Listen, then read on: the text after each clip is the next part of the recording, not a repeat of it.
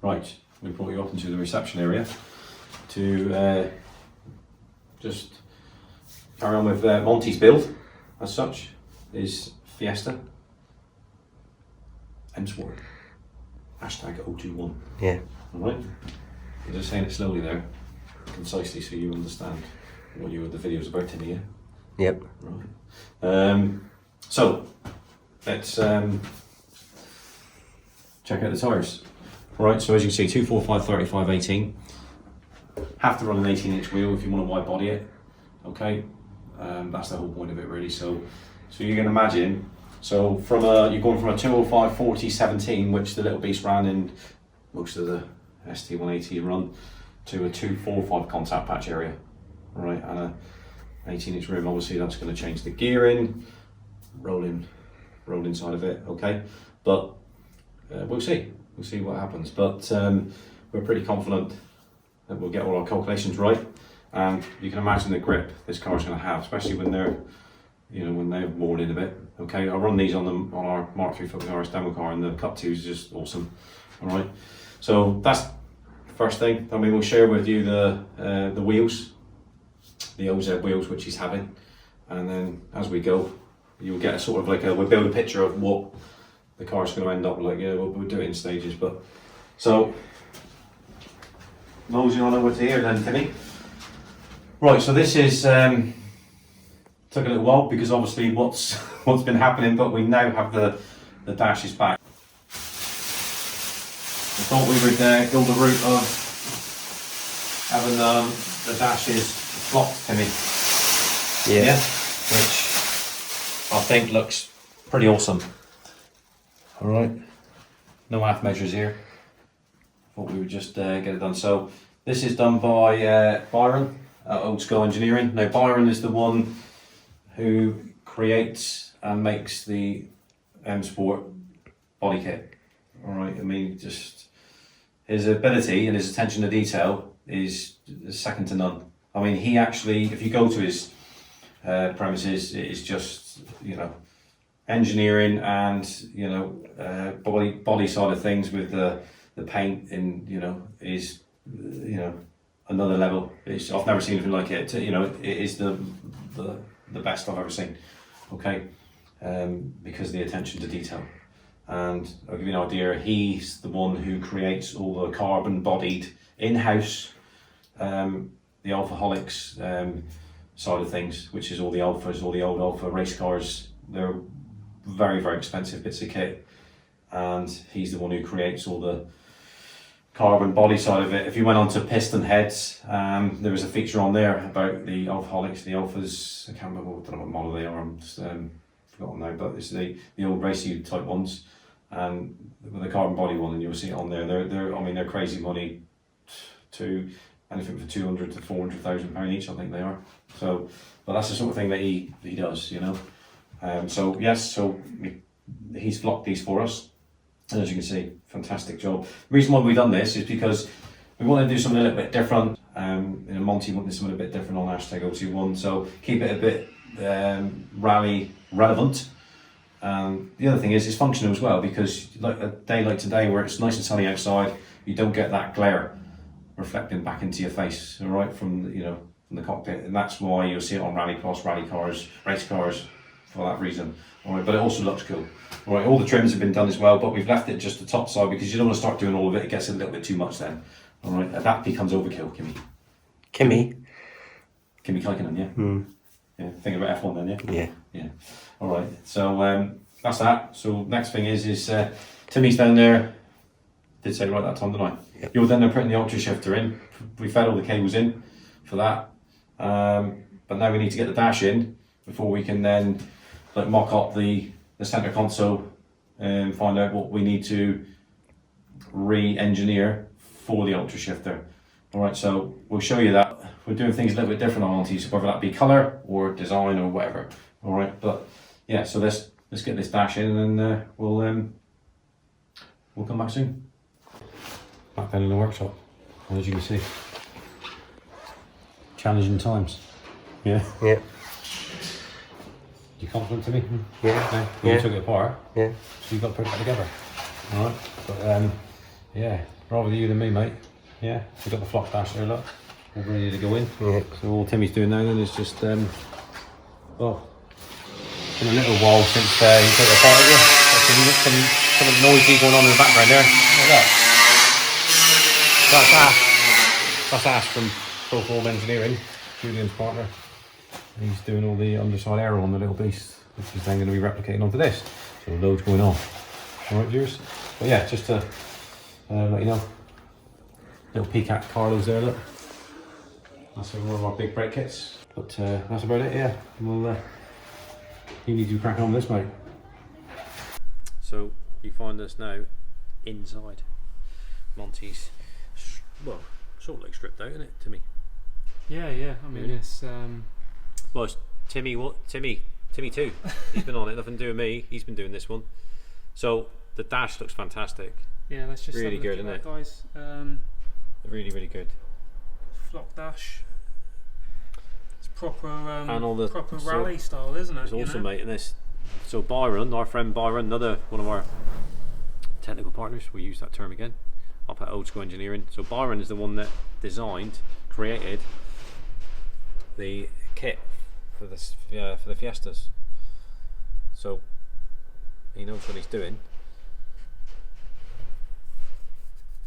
But as you can see, the flock dash is, well, it's awesome. It's an absolute nightmare taking it out. I thought, oh no, I don't really want to be doing this. And Timmy took it out, and it's just, I don't recommend anybody, you know, it's not taking easy, the dash out. No, it's not. It's just, it's very, very difficult to get a finish like this if you don't have the experience. Well, he took two out, didn't he? So Timmy took the dash out of the little beast first. Yeah.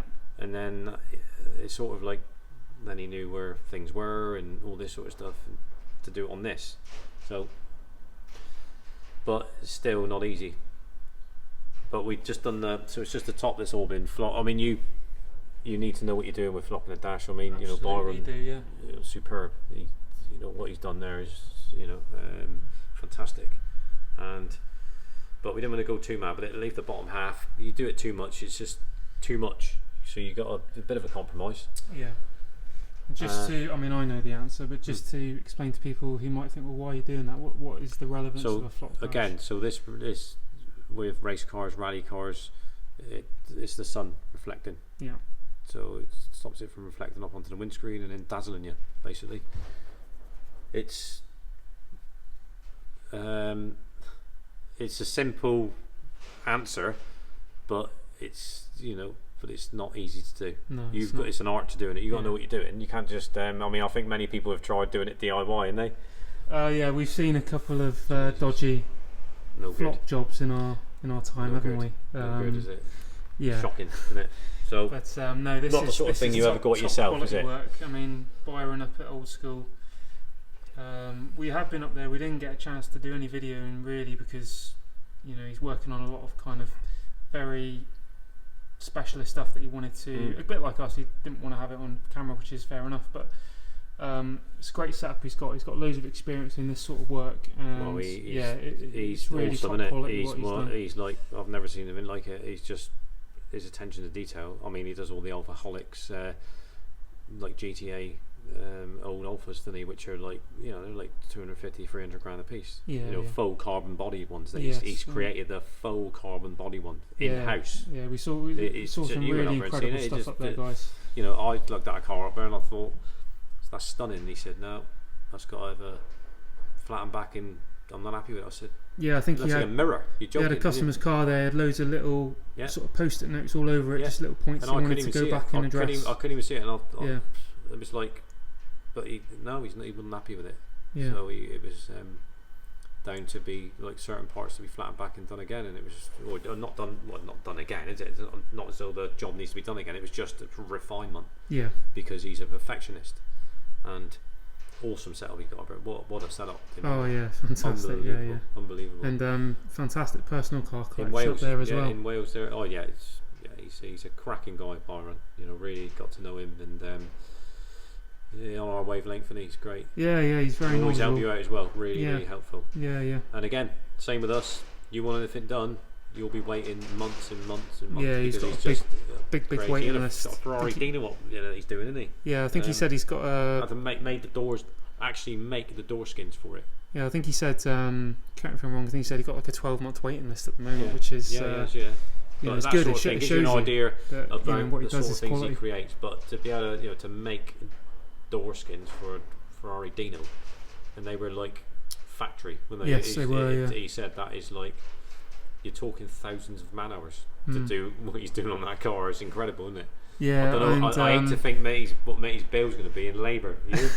I don't even want to think about it. Well, the last time we went up there, it was just a box of bits on all the shelving. Yeah. And then when we went up there again, it was like, blimey, this is all like all been treated, powder coated, finished, and put back, and it was just like not all finished, obviously, but it was starting to go back together.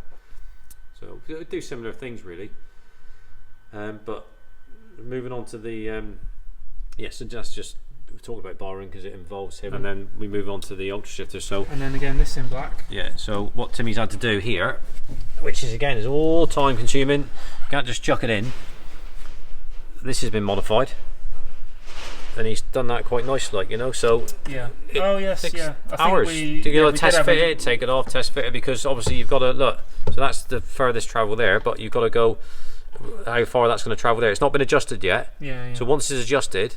All right, we then got to determine how far it's going to go there, because we see it pushing the. Yeah, I can see that. Right, yeah, so we don't know yet until we do it. So we might have to. This might have to come off again and be reaching. What we want to try and get away from is mine's cut out. Yeah. Try and retain, but we don't know yet. I mean, it's who knows, isn't it? How far that's gonna,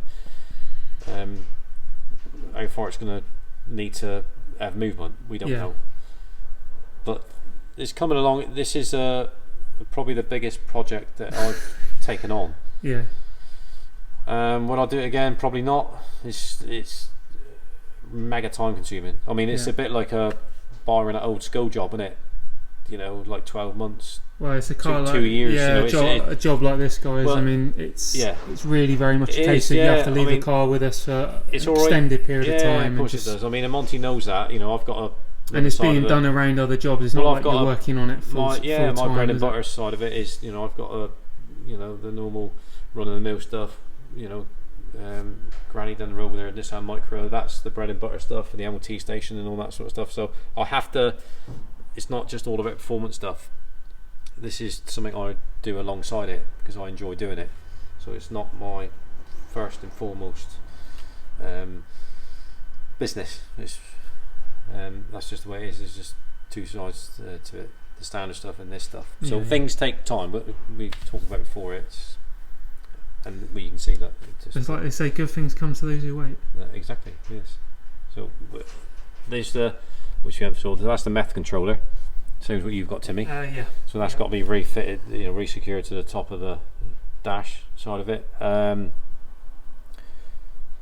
Loads to do on it. It's just setting up, really, because once we get all the suspension right and the brakes right and the way it sits, and then it's got to have all the graphic. There's loads to do on it. Loads. Oh yeah.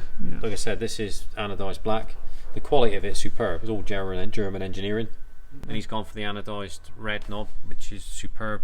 Obviously, the little piece he's got is just billet finished with an orange one, and I think he's done well. It blends in well. When he hasn't been and seen it yet, he won't see it till the end, and then he'll be.